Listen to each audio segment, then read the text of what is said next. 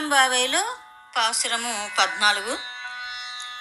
காதார் குளையாட பைம்புன் களஞாட கோடை குளஞாட வண்டின் குளஞாட சீட புனல் ஆடி சித்திரம் பலம் பாடி வேத பொருள் பாடி அப்போல் முளப்பாடி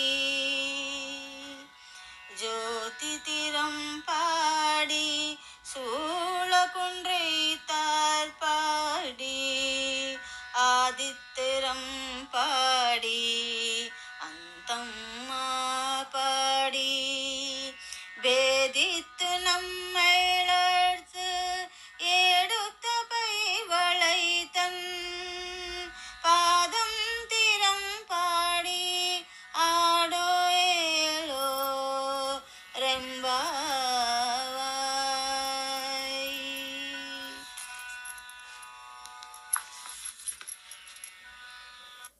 తిరువెంబావైలో పాసురము 14. మేనిపై స్వర్ణాభరణాలు తళుకుమని మెరియగా కురులందు తురిమిన పూలమాలికలుగగా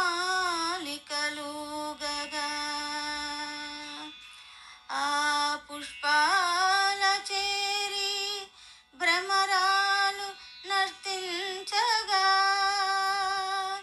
చన్నీట స్నానమునరించి చిదంబరేశుని స్మరించి వేదార్థరూపుని పరంజ్యోతి స్వరూపుని ఆ జటాజూటధారి తత్వమహిమలు కొనియాడి ఆది అంతములేని పరమేశ్వరుని కీర్తించి మనల పెంచి కాచేటి పరాశక్తిని ధ్యానించగా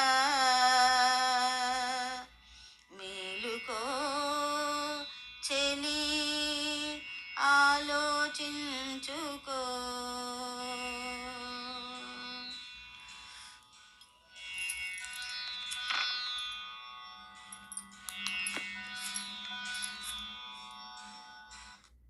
తిరువెంబావైలో పాసురము 14.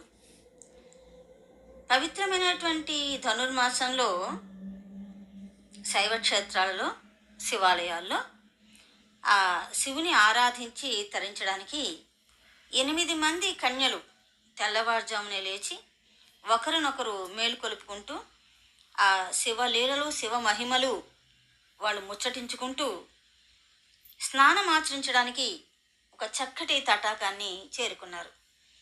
దాని నిండా కలువలు తామరలు చక్కగా ఉన్నాయి.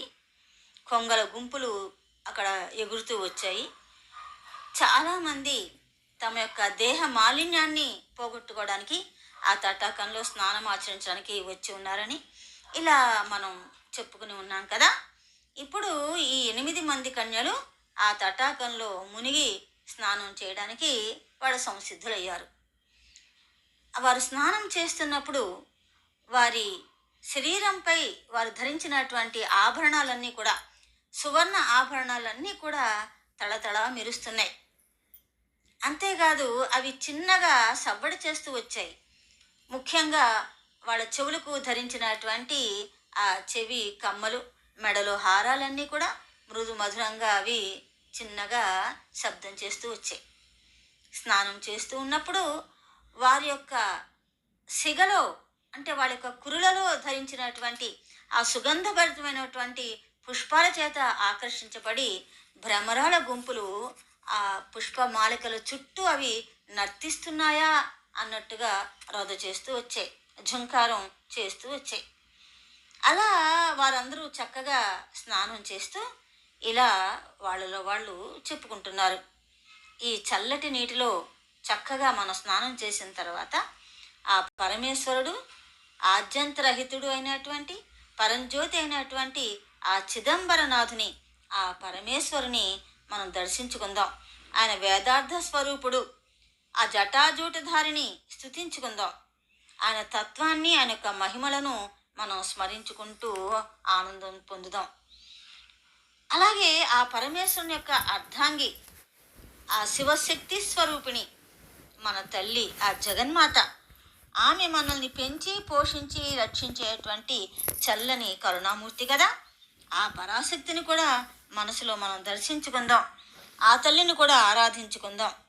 అలా అర్ధనారీశ్వర తత్వాన్ని మన మనోనేత్రంతో దర్శించుకుంటూ స్తుతించుకుంటూ తరించిపోదాం వారి యొక్క సేవలో.